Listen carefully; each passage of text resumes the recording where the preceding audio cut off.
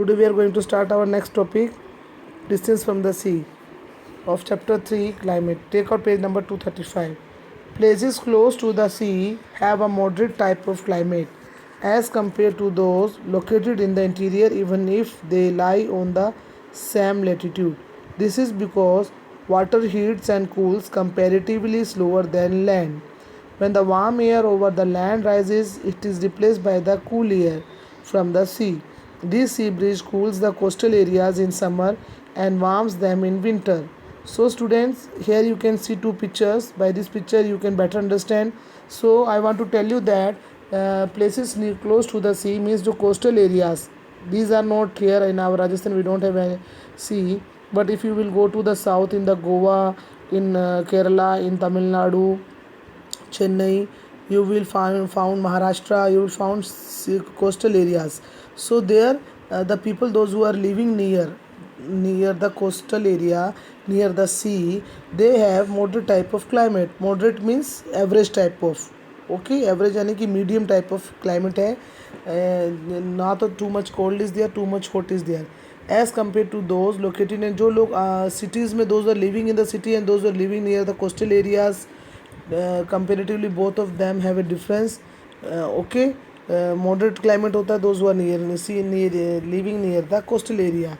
Even they lie on the, अगर वो same latitude में, तब भी यही कम डिफरेंस में रहता है इंटीरियर में, सिटी इंटीरियर में और कोस्टल एरिया में. दिस इज़ बिकॉज ये क्यों होता है? Because water heat and cools comparatively slower then land. क्योंकि जो वाटर है, लैंड से हम कंपेयर करते हैं तो जो वाटर है वो हीट और कूल होता है, स्लोअर होता है लैंड की बजाय. किसमें? सी में. ठीक है. When the warm air over the land rises, जब वार्म एयर, आप फर्स्ट पिक्चर में सी ब्रिज देख रहे हैं, जो सी ब्रिज मीन्स विंड, हवा है, जो एयर है, डे टाइम में आप देख रहे हैं फर्स्ट पिक्चर में, you can see that in the first picture कि warm air from the land is rising up. Okay, this warm air is over the land rises, it is replace by the cool air. ये cool air में change हो जाता है. Cool air में change हो जाता है जब ये लैंड से ऊपर आता है, तब ये वार्म होता है, और बाद में जब ये it is again going to the sea, it is replacing into cool air. Sea breeze changes into cool air in the coastal areas and in summer and warm them. Summer में क्या होता है? ये कूल हो जाता है ये air. Opposite होता है. हम समझेंगे कि समर में ये हॉट होता है, बट समर में क्या होता है, जो लैंड में से वार्म एयर आती है समर में, you know that wind is warm, तो जो वार्म एयर आती है वो सी में जाके कूल हो जाती है, कूल होके रिटर्न होती है. तो this sea breeze sea air is cooling in the coastal area in summer and warm them in winter. और विंटर में आप देखते हैं, आप सेकंड पिक्चर देख रहे हैं, land bridge in the night.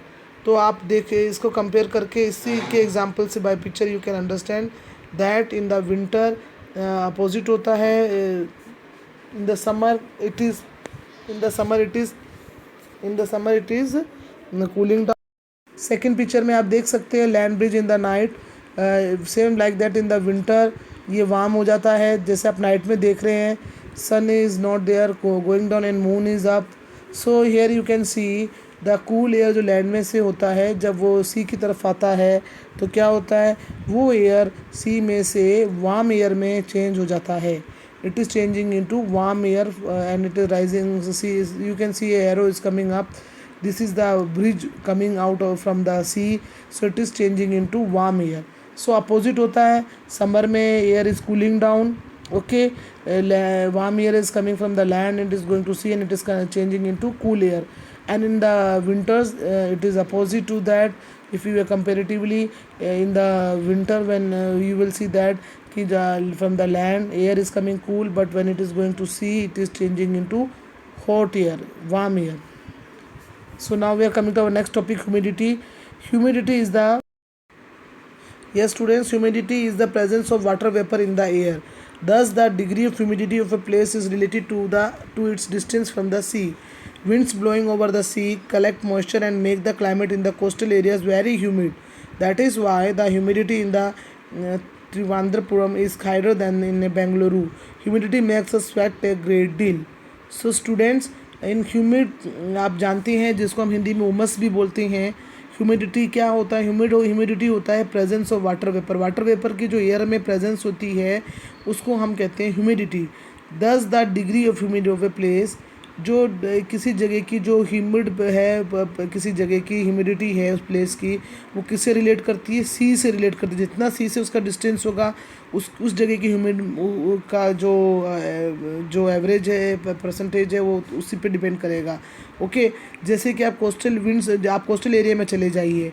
Same for again I want to give the example, जैसे तिरुवनंतपुरम का एग्जाम दिया गया है। Thiruvananthapuram is the capital of Kerala. ठीक है, तिरुवनंतपुरम है जो केरला की कैपिटल है, वो वहाँ Kerala, I already told you, Kerala, Goa, this all are coastal areas. So wind जो ब्लो करता है ओवर द सी के ऊपर कलेक्ट मॉइस्चर। सी के ऊपर जो विंड ब्लो करता है, चलती है हवा, वो क्या करती है? मॉइस्चर को, नमी को इकट्ठा कर लेती है और क्लाइमेट को क्या करती है? कोस्टल एरियाज़ में बहुत ह्यूमिड कर देती है। अगर आप कोस्टल एरियाज़ में जाएंगे तो वहाँ पे आप पाएंगे there is too much humid, उमस बहुत ज़्यादा होती है।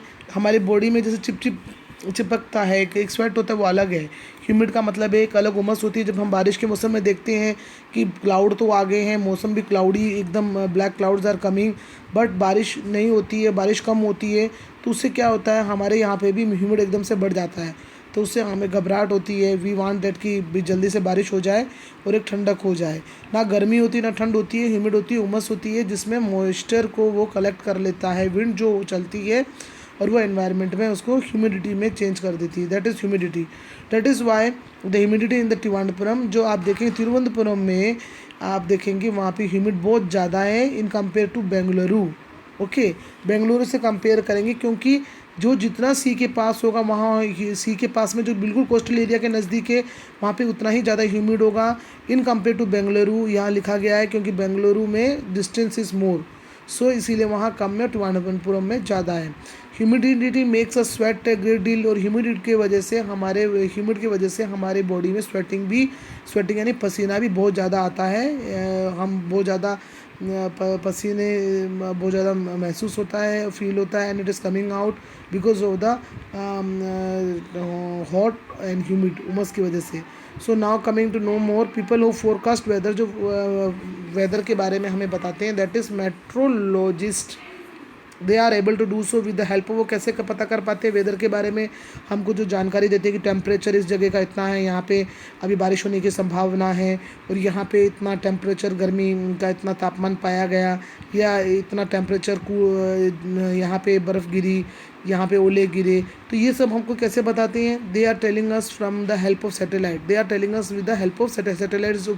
जो हैं सैटेलाइट्स, आपको मालूम है, जो स्पेस में छोड़े जाते हैं वेदर को जानने के लिए, उसमें उनके इक्विपमेंट लगे होते हैं, जिससे हमको जानकारी मिलती है वेदर के बारे में, किस अर्थ में कहाँ पे क्या क्या हो रहा है। Metrologist give us information regarding temperature के बारे में, ह्यूमिडिटी, जैसे कि मैंने आपको अभी हमने ह्यूमिड पढ़ा, ह्यूमस के बारे में बताते हैं, और रेनफॉल बताते हैं किस जगह पे, किस प्लेस में रेनफॉल कब होगी और कितनी होने की संभावना है। Okay, so now the today's topic is complete. Now students, now I'm going to over this our today's topic. Tomorrow we will do next. So take care and revise this, read this loudly. Okay, see you.